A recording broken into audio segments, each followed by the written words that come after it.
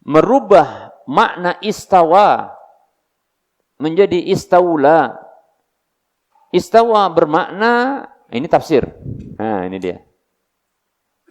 Istawa bermakna, tafsir dari istawa sebagaimana disebutkan oleh Ibnu Qayyim al-Jauzi rahimahullah taala, dan ini disebutkan oleh para ulama-ulama tabi'in, tabi'ut tabi'in, ya. Para salaf terdahulu, bahwasanya makna istawa mencakup 4 makna. Sa'ada, irtafa'a, ala, istaqarra. Saya ulangi, sa'ada, naik, irtafa'a, ya. Sama maknanya, ya. Kemudian istaqarra, berada, ala, di atas. Begitu. Kalau dikatakan naik berarti dia tinggi, gitu kan? Nah, maknanya sama. Jadi lebih mudahnya untuk memahami, terkadang sebagian makna ini dicukupkan karena seperti sa'ada dan irtafa'a dengan ala itu sama. Ya, karena berakibat kepada tinggi. Maka disebutkan maknanya tersisa 2, makna dari apa? Dirampingkan gitu maknanya, diringkas. Makna istawa adalah istaqarra wa ala wastaqarra, yaitu tinggi berada di atas arasnya, begitu. Bagaimana bentuknya istawa itu? Cuma dikabarkan Allah tinggi berada di atas aras. Begitu. Bukan dipahami dengan ada sebagian duduk begitu ya. Bersila. Nah, ini kurang ajar. Siapa yang mengatakan demikian? Ahlussunnah wal Jamaah tidak membayangkan seperti itu. Paham ya? Kok malah ini dia melakukan tahrif. Istawa dimaknai istaula. Ini bentuk tahrif. Perubahan pada lafadz. Kalau maksudnya, saya tidak memaksudkan itu lafadz. Istawa tetap istawa. Tapi saya maknai dengan istaula. Berarti namanya bukan tahrif, tapi takwil. Ini takwil. Bukan tafsir, takwil. Istawa dimaknai dengan istaula. Ini takwil dan itu fasid, batil, rusak. Kenapa? Saya kasih tahu ya. Kenapa makna istaula ini rusak? Ketahui, istaula memang maknanya adalah apa? Menguasai.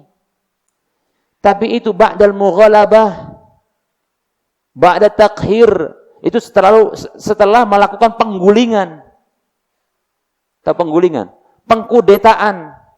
Jadi seolah-olah ketika dikatakan Ar-Rahmanu 'alal 'arsy istawa, Ar-Rahman Allah yang Maha Pengasih, Penyayang itu beristawa di atas arsy, maksudnya adalah istaula, yaitu menguasai arsy.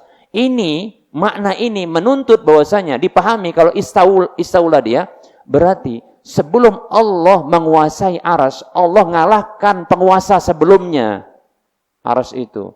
Paham? Paham?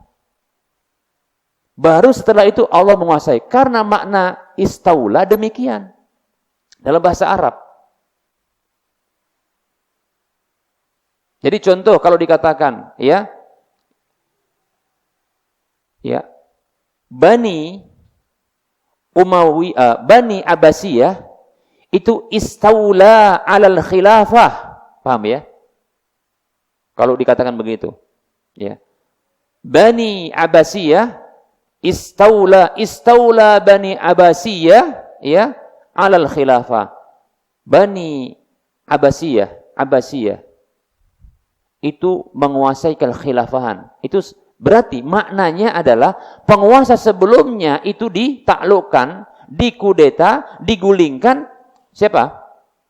Bani sebelumnya apa? Bani Umayyah. Ini maknanya, paham? Menguasai, tapi setelah adanya penggulingan, penaklukan. Akankah ungkapan ini ditujukan kepada Allah? Kurang ajar saya katakan.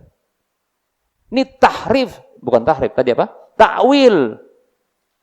Itu kurang ajar. Yang mengungkap ini adalah orang-orang yang katanya dia tahu bahasa Arab, tapi Masya Allah dia tidak tahu bahwa makna dari istaula adalah apa? Al-qahra ba'dal mughalabah, menguasai setelah menggulingkan, menaklukkan. Apakah Allah ketika menguasai arsy tersebut, itu ada penguasa arsy itu lalu digulingkan oleh Allah, lalu Allah menguasai arsy? Tidak. Inilah orang yang kita katakan tadi pandai-pandaian, kurang ajar, sok tahu tentang bahasa Arab, ya, tidak tahu konsekuensi. Alangkah lebih baik dia mengambil pemahaman para salaf tentang masalah ini, paham ya? Lebih selamat. Bukan tidak ada dalam kitab-kitab tafsir, ada. Disebutkan oleh juga siapa? Oleh Ibnu Katsir dalam tafsirnya tentang makna ini. Makna istaula adalah istaqarra wa ala, tinggi berada di atas arasnya. Itu tindakan kalau istawa itu dipahami dengan istaula, inilah dia apa? Apa tadi? Ta'wil. Dan itu merupakan bentuk menyimpang di dalam nama dan sifat Allah Subhanahu wa taala. Dan Allah mewanti-wanti. Allah mengatakan di dalam surah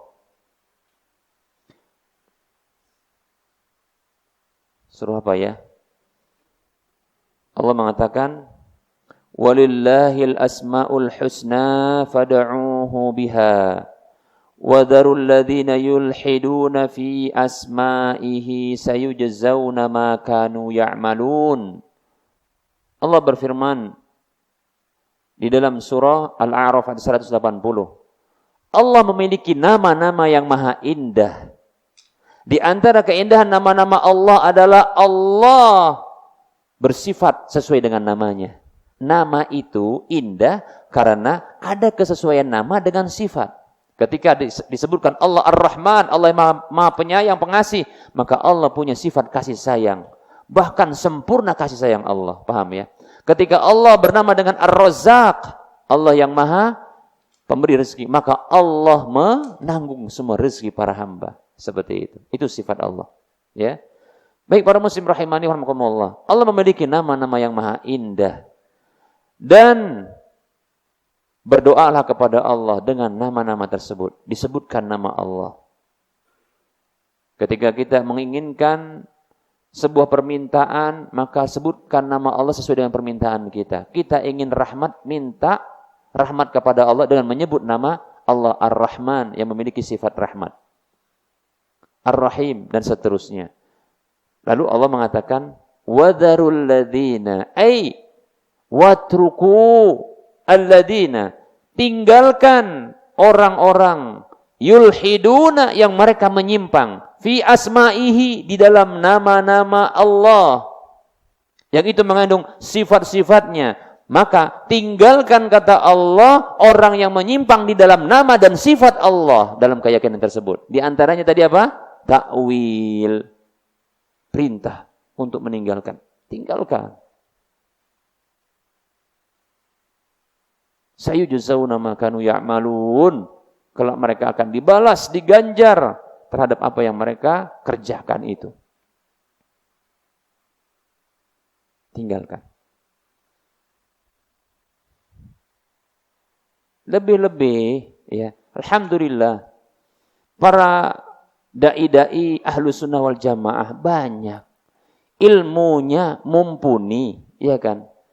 Ada yang kurang mumpuni dalam satu bidang, cari yang mumpuni di bidang tersebut. Ada, ya kan? Cari. Ada yang, ya, tafannun, yaitu apa? Ahli di bidang akidah. Lebih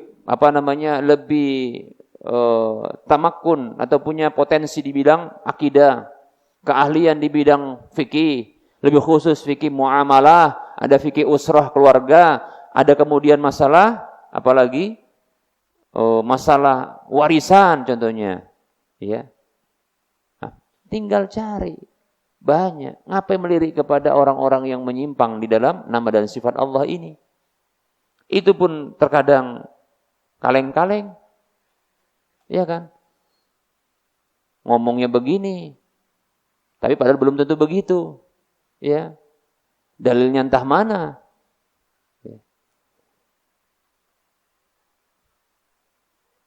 Dalam mentarjih pendapat terkadang berat sebelah, enggak proporsional. Seperti itu. Ya. Baik para muslim rahimani wa rahimakumullah.